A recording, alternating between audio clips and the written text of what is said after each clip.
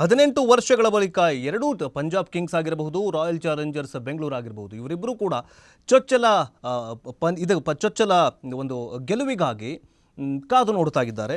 ಏನಂತಂದರೆ ಎರಡೂ ತಂಡಗಳ ನಡುವೆ ಫೈನಲ್ ತಲುಪಿದಂತಹ ಹಾದಿ ಹೇಗಿತ್ತಂತಂದರೆ, ಲೀಗ್ ಹಂತ 14 ಪಂದ್ಯಗಳ ಪೈಕಿ 9 ಗೆಲುವು ಸಾಧಿಸಿದೆ RCB. 4 ಪಂದ್ಯಗಳಲ್ಲಿ ಸೋಲನ್ನು ಕಂಡಿದೆ. ಒಂದು ಪಂದ್ಯ ಮಳೆಯಿಂದ ರದ್ದಾಗಿದೆ. ಜೊತೆಗೆ 19 ಅಂಕಗಳೊಂದಿಗೆ ಪಟ್ಟಿಯಲ್ಲಿ 2ನೇ ಸ್ಥಾನವನ್ನು ಗಳಿಸಿಕೊಂಡಿದೆ.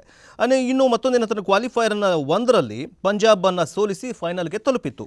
ಇನ್ನು ಲೀಗ್ ಹಂತದಲ್ಲಿ 14 ಪಂದ್ಯಗಳಲ್ಲಿ 9ರಲ್ಲಿ ಜಯಭೇರಿ ಬಾರಿಸಿತ್ತು. ಜೊತೆಗೆ 19 ಅಂಕ ಉತ್ತಮ ನೆಟ್ ರೇಟ್ ಅನ್ನು ಹೊಂದಿದಂತಹ RCB ತಂಡ ಅಗ್ರಸ್ಥಾನವನ್ನು ತಲುಪಿತ್ತು.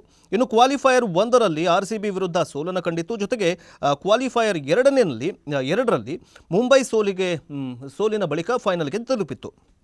ಇನ್ನು ಈಗಾಗಲೇ ಫೈನಲ್ನಲ್ಲಿ 5 ಜನ ಕನ್ನಡಿಗರಿದ್ದಾರೆ. ಈ ಬಾರಿ IPL ಫೈನಲ್ನಲ್ಲಿ 5 ಕನ್ನಡಿಗರು ಇದ್ದಾರೆ. RCB ತಂಡದ ಮಯಾಂಕ್ ಅಗರ್ವಾಲ್, ಜೊತೆಗೆ ಮನೋಜ್ ಆಗಿರಬಹುದು. ಪಂಜಾಬ್ ತಂಡದಲ್ಲಿ ವೈಶಾಖ್ ಜೊತೆಗೆ ಪ್ರವೀಣ್ ದುಬೆ ಪ್ರತಿನಿಧಿಸ್ತಾ ಇದ್ದಾರೆ.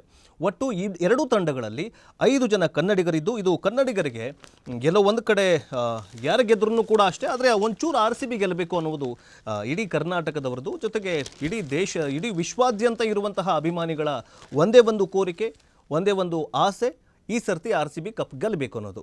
ಗೊತ್ತಿಲ್ಲ, ಇವತ್ತು ಸಂಜೆ ಅಹಮದಾಬಾದ್ನ ನರೇಂದ್ರ ಮೋದಿ ಕ್ರೀಡಾಂಗಣದಲ್ಲಿ RCB ವರ್ಸಸ್ ಪಂಜಾಬ್ ಫೈನಲ್ ಪಂದ್ಯ ನಡೀತಾ ಇದೆ. ನೋಡಬೇಕು, ಎಲ್ಲರೂ ಕೂಡ ಅದು ಕುಳಿತಿದ್ದಾರೆ. ಎಲ್ಲ ಪಬ್ ಬಾರ್ಗಳು, ಜೊತೆಗೆ ಹೋಟೆಲ್ಗಳು, ರೆಸ್ಟೋರೆಂಟ್ಗಳು ಈಗಾಗಲೇ ಹೌಸ್ಫುಲ್ ಆಗಿದೆ, ಬುಕ್ ಆಗಿದೆ. ಜೊತೆಗೆ ಮನೆಯಲ್ಲಿ ಕೂತ್ಕೊಂಡು ಜನ ನೋಡ್ತಾರೆ ಅನ್ನುವಂತಹ ಭರವಸೆ ಇದೆ. ಜೊತೆಗೆ ಯಾಕಂತಂದರೆ RCB ಫೈನಲ್ಗೆ ಹೋಗಿರೋದು. RCB ಗೆದ್ದಿದೆಯಾದಲ್ಲಿ ಅದರ ಸಂಭ್ರಮಾಚರಣೆ ಹೆಂಗಿರುತ್ತೆ ಅನ್ನೋದು ಊಹೆಗೂ ಮೀರಿದ ಸಂಭ್ರಮಾಚರಣೆ ಇರುತ್ತೆ.